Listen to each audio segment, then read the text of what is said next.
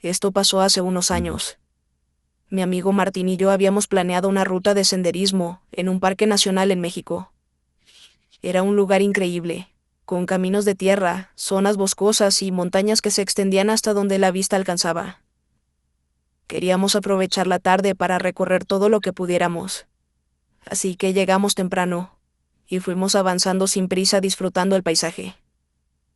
La idea era volver antes del anochecer, pero, como siempre, nos confiamos demasiado y nos entretuvimos más de lo planeado. No es que hubiéramos subestimado la ruta, pero en un punto nos detuvimos a descansar y el tiempo se nos fue. Cuando nos dimos cuenta, el sol ya estaba bajando. La luz entre los árboles se volvía más tenue, y la temperatura comenzó a descender. No nos preocupamos demasiado al principio, pues ya conocíamos el camino de regreso, y aunque oscureciera llevábamos luces en las bicicletas. Pero en la naturaleza las cosas nunca salen como uno espera. Íbamos avanzando sin problemas cuando, de pronto, se escuchó un sonido que nos puso la piel de gallina. El llanto de un bebé. Nos detuvimos en seco. Era imposible confundirlo con otra cosa.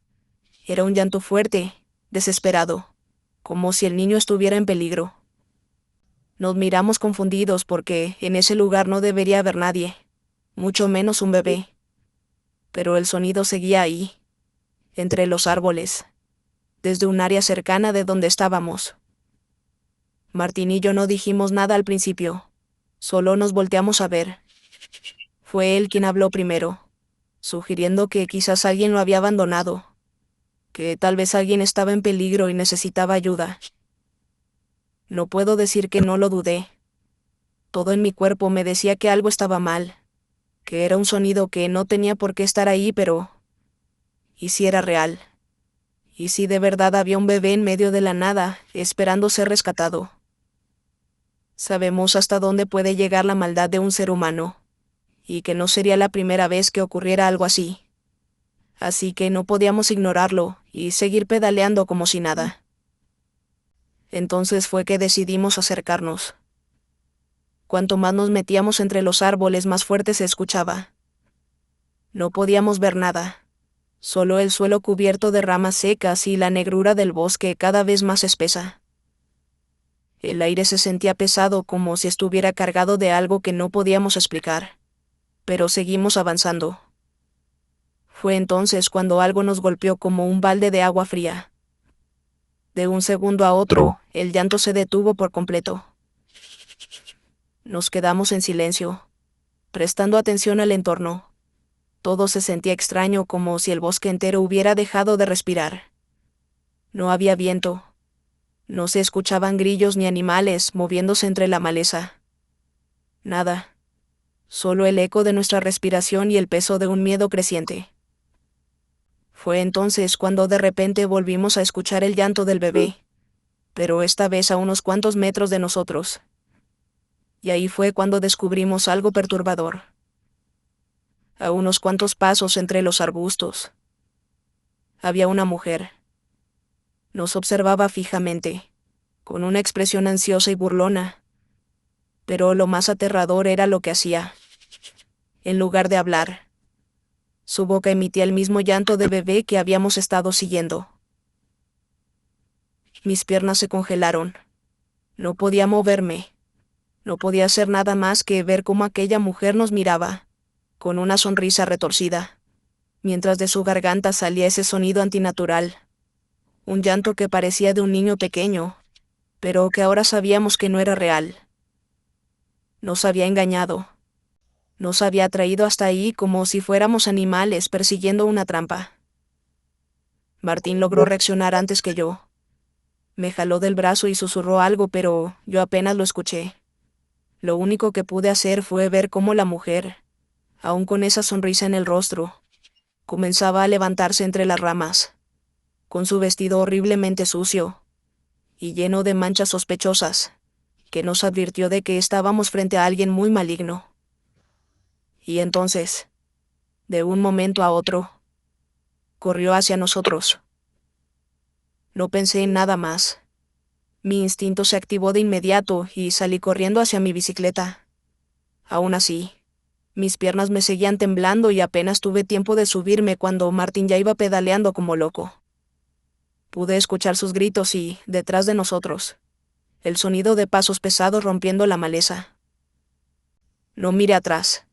No quería ver qué tan cerca estaba esta mujer. No quería saber si nos estaba alcanzando.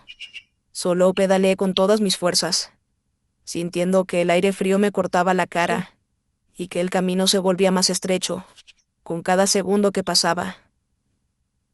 No sé cuánto tiempo estuvimos pedaleando sin parar, pero en un punto los sonidos detrás de nosotros desaparecieron. Seguimos avanzando hasta que la oscuridad se hizo menos densa, y el sendero nos llevó a una parte más abierta del parque. Ahí, completamente exhaustos y con las piernas temblando, nos detuvimos para tomar aire. Fue entonces cuando nos topamos con aquel hombre. Era un señor mayor montado en su caballo. Nos miró con una expresión extraña, pero no pareció sorprendido por nuestro estado. Debimos haber parecido locos, con la respiración entrecortada, los ojos desorbitados y la adrenalina aún bombeando en nuestras venas. Nos preguntó casi como reclamo qué hacíamos ahí. Nosotros no nos salía una sola palabra de nuestra boca, y el hombre solo nos dijo algo, que nos hizo sentir un escalofrío aún más fuerte. No deberían estar aquí a estas horas. Hay ruidos que te hablan, pero no son lo que parecen. Martín y yo apenas podíamos respirar. Me temblaban las piernas y las manos, pero aún así traté de calmarme lo suficiente como para preguntar: ¿qué es lo que hay en este bosque? El hombre solo exhaló viendo hacia el camino de donde veníamos, y tras un largo silencio habló. Brujas, dijo simplemente. Algunas se esconden en el día, otras deambulan en la noche. Engañan, juegan, se burlan. A veces solo espantan, pero otras veces no. Martín y yo nos miramos. No dijimos nada, pero en nuestras caras estaba la misma pregunta. ¿Lo que vimos era una bruja?, pregunté finalmente. Y el hombre asintió sin dudarlo. Usan voces humanas y se hacen pasar por niños, ancianos, cualquier cosa que los haga acercarse. Pero ustedes tuvieron suerte. No siempre dejan ir a quienes encuentran. Tragué saliva mientras los dos asentíamos a lo que nos contaba. No sé si el hombre nos estaba asustando más, o si realmente era cierto todo lo que decía, pero en ese momento cualquier cosa tenía sentido.